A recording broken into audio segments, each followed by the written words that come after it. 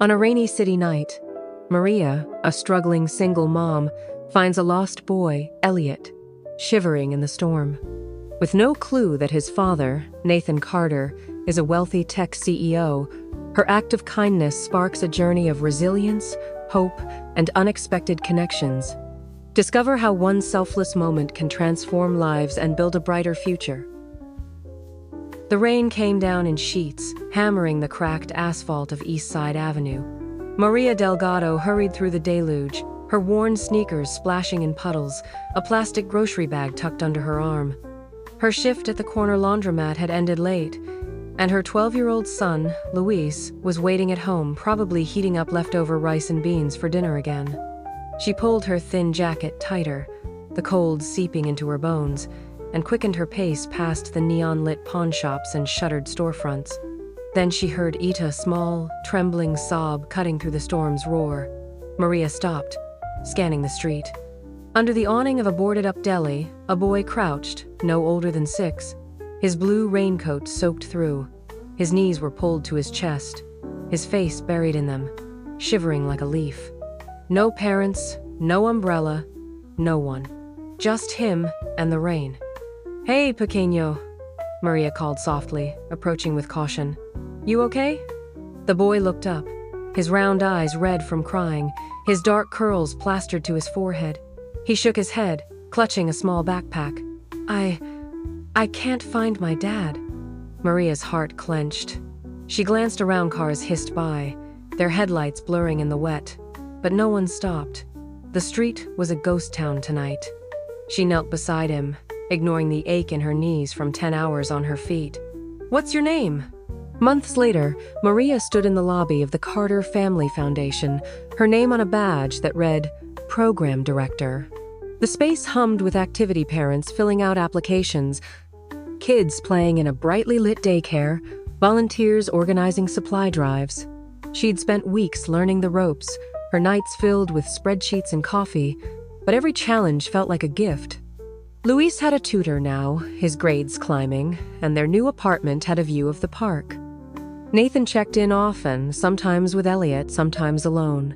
They'd share lunches in the foundation's garden, talking about plans, laughing over small victories.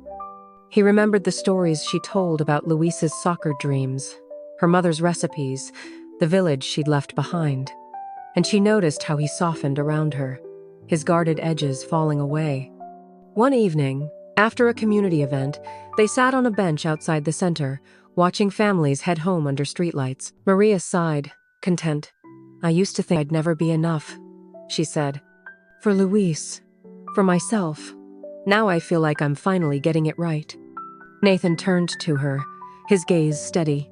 "You were always enough, Maria. You just needed someone to see it." Their hands brushed, and she didn't pull away. It wasn't love yet, not quite, but it was something deeper, a promise growing quietly between them. The sun beat down on a dusty road in Honduras, where Maria's childhood home stood, its tin roof glinting. She hadn't been back in years, but now she walked beside Nathan and Elliot, Luis running ahead to greet her cousins. The village buzzed with excitement. A new community center, funded by the foundation, was opening today, complete with a computer lab and a playground. Maria's mother hugged her tightly, whispering, "You've done us proud, Mihija." Nathan stood back, letting her shine, but his smile said everything. At the ribbon cutting, Maria spoke to the crowd, her voice clear. "This is for every parent who fought alone, every child who dreamed of more. We build this together." As cheers rose, Nathan stepped beside her, Elliot holding his hand. Later, under a mango tree, he pulled her aside. "I've been thinking," he said, his voice low. "Thesis, the foundation, everything. It's only the beginning. Will you build it with me? Not just the work, but a life?" Maria's heart raced. She looked at Luis, laughing with Elliot, at her mother wiping tears, at the center standing proud. "Yes," she said, her voice steady. "Let's build it all." They stood together, the horizon stretching wide, a future unfolding not just for them, but for every hand they'd lifted along the way. "Elliot," he whispered. barely audible. "Elliot, I'm Maria. We're gonna figure this out, okay? Where'd you last see your dad?" He pointed vaguely toward the subway station a block away. We got off the train and there were so many people and I let go of his hand." Maria nodded, her mind racing. She checked her phone data as usual. No way to call anyone, and the nearest police station was a 20-minute walk in this weather. She looked at Elliot's pale face, his lips trembling, and made a choice. "Come with me, sweetheart. My place is close. We'll dry you off and call for help." He hesitated, eyes wide with fear, but she offered a gentle smile, the one she used when Luis had nightmares. "I've got a son about your age. He's probably eating all my tamales right now. Want to meet him?" Elliot gave a tiny nod. Maria took his cold hand, leading him through the rain toward her apartment building, its flickering sign barely visible in the storm. Her mind buzzed with worry, not just for this lost boy, but for her own life unraveling at the seams. The laundromat job barely covered rent. Luis's school supplies were overdue, and her ex's child support checks had stopped months ago. She was one late bill from eviction, one more shift from breaking. But right now, none of that mattered. This kid needed her. Inside her cramped apartment, the smell of burnt rice greeted them. Luis, sprawled on the couch with a comic book, sat up. "Ma, who's that?" "Elliot," Maria said, grabbing a towel from the bathroom. "He's lost. Get me the phone, mijo." Luis obeyed, eyeing the boy curiously. Maria wrapped Elliot in the towel, her hands steady despite the exhaustion pulling at her. She dialed 911, reporting a found child, and gave her address. The dispatcher promised someone would come soon, but soon in this neighborhood could mean hours. Elliot sat quietly, clutching a mug of hot chocolate Maria made from a packet she'd been saving for Luis.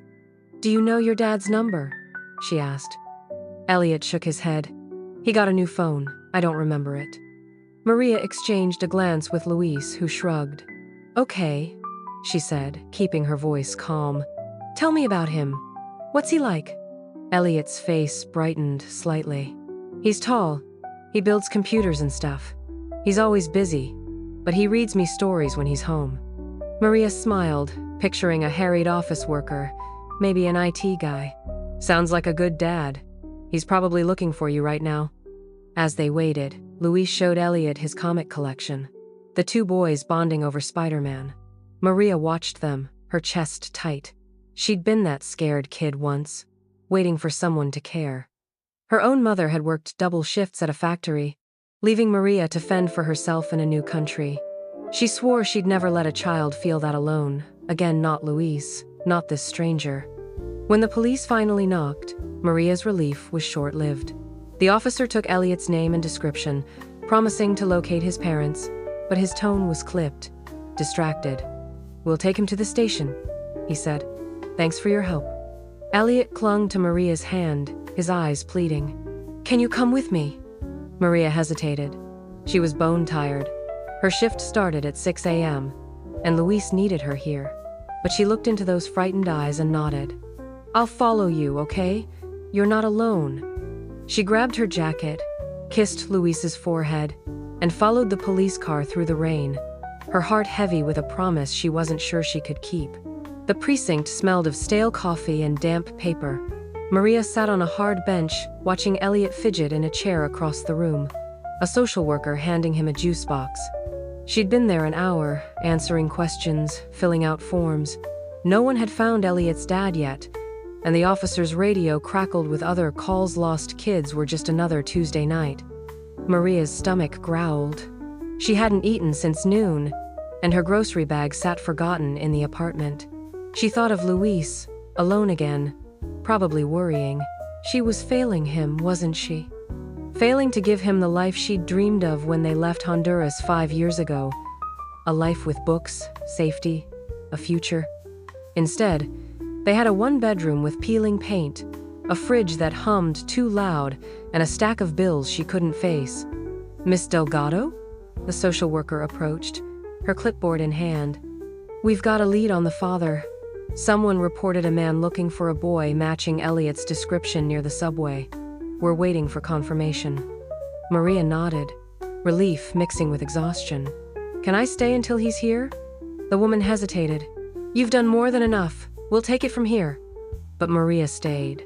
She couldn't explain why. Maybe it was Elliot's small wave as she'd walked away, or the way his backpack sat alone on the floor, like it held his whole world. She texted Luis from a borrowed charger, promising to be home soon, then settled back on the bench, her eyes never leaving the boy. At home the next day, Maria collapsed onto the couch, her body aching. Luis brought her a glass of water, his face serious. "You okay, Ma?" She forced a smile. "Just tired, mijo. How's school?" He shrugged, avoiding her eyes. She knew that look, another note from the teacher, another unpaid fee. She'd deal with it tomorrow. For now, she closed her eyes, picturing Elliot's face. Had he found his dad? Was he safe? The not knowing gnawed at her, a quiet ache she couldn't shake. Days turned into weeks. Maria's routine swallowed her whole laundromat shifts, late-night budgeting, Luis's soccer games she could barely afford. The landlord left another notice under her door, and the diner where she picked up extra hours cut her schedule. Every night, she checked her phone for news about Elliot, but the precinct never called. She'd done her part, hadn't she? Why did it feel like she'd left something unfinished? One afternoon, as she folded towels in the laundromat's humid haze, the bell above the door jingled. Maria didn't look up. Customers came and went, their faces blending into one. But then a small voice broke through the hum of dryers. "Maria?" She froze. There, in the doorway, stood Elliot, his blue raincoat replaced by a bright red jacket, his backpack slung over one shoulder. Beside him was a mantle, late 30s, with sharp cheekbones and a tailored coat that screamed money. His dark eyes locked onto hers, and for a moment, the room felt too small. "Hi," Elliot said, grinning. "I told my dad I wanted to find you." Maria set down the towel, her hands shaking. "Elliot, you're okay." The man stepped forward, extending a hand. "I'm Nathan Carter, Elliot's father. I can't thank you enough for what you did." Maria shook his hand, her mind scrambling. Nathan Carter. The name sounded vaguely familiar, like something from a headline she'd skimmed. "I'm just glad he's safe," she said, her voice steady despite the flutter in her chest. Nathan's gaze softened. "He told me everything, how you stayed with him, how you made him feel safe. I was out of my mind that night, if you hadn't found him." Maria waved it off, embarrassed. "Anyone would have done it." "No," Nathan said firmly. "They wouldn't." Elliot tugged at her sleeve. "Can you come get ice cream with us? Please?" Maria glanced at the clock. Her shift wasn't over for 2 hours, but her boss, wiping down a machine nearby, gave a grudging nod. "Go on, Maria. I'll cover you." They walked to a parlor down the street. Elliot chattering about school, Nathan listening with a quiet intensity. Maria learned bits and pieces. Nathan was a single dad, his wife gone years ago, his work keeping him on the road. He didn't say what he did, and she didn't ask, assuming he was some corporate type. Over chocolate sundaes, Elliot drew her a picture on a napkin, a stick figure Maria with a superhero cape. She tucked it into her pocket, her heart full. When they parted, Nathan pressed a business card into her hand. "If you ever need anything, call me. I mean it." Maria nodded, slipping the card into her purse without looking. She didn't expect to see them again. Life didn't work that way, not for her. The card stayed in Maria's purse for weeks, untouched. Life pressed on. Luis's school held a parent meeting she couldn't attend. The landlord raised the rent, and her car broke down, eating her savings. She took on more diner shifts, her hands chapped from dishwater, her dreams of going back to school for accounting fading with every late bill. But Elliot's napkin drawing stayed pinned to her fridge, a reminder of one night when she'd been more than a paycheck, more than a failure. She called the precinct once, asking about him, but they had no updates. He was gone, back to his world, and she was here, scraping by in hers. Then, one evening at the diner, the door chimed, and Maria looked up from wiping tables. Nathan stood there, alone, his coat dusted with snow, her breath caught. He didn't belong in this greasy spoon, with its chipped mugs and flickering lights, but his smile was warm, like he'd walked into a palace. "Maria," he said, crossing the room. "I hoped I'd find you here." She straightened, wiping her hands on her apron. "Nathan, is Elliot okay?" "He's great. He talks about you all the time." He hesitated, glancing around. "Can we talk? Somewhere quiet?" Her shift was ending, so they stepped outside, the winter air biting her cheeks. Nathan leaned against the diner's brick wall, his breath visible in the cold. "I haven't been honest with you," he said. "My name's Nathan Carter, but I'm also the CEO of Carter Innovations." Maria blinked. Carter Innovations, the tech giant behind half the apps on her phone, the company splashed across billboards. She'd seen his face in a magazine once, hadn't she? "Oh," she said, unsure what else to say. "I don't tell people because it changes things," he continued. "But you deserve to know. That night, when I lost Elliot, I was closing a deal in New York. I'd been distracted, working too much, and I let him slip away in a crowd. I've never felt so helpless. And then you found him."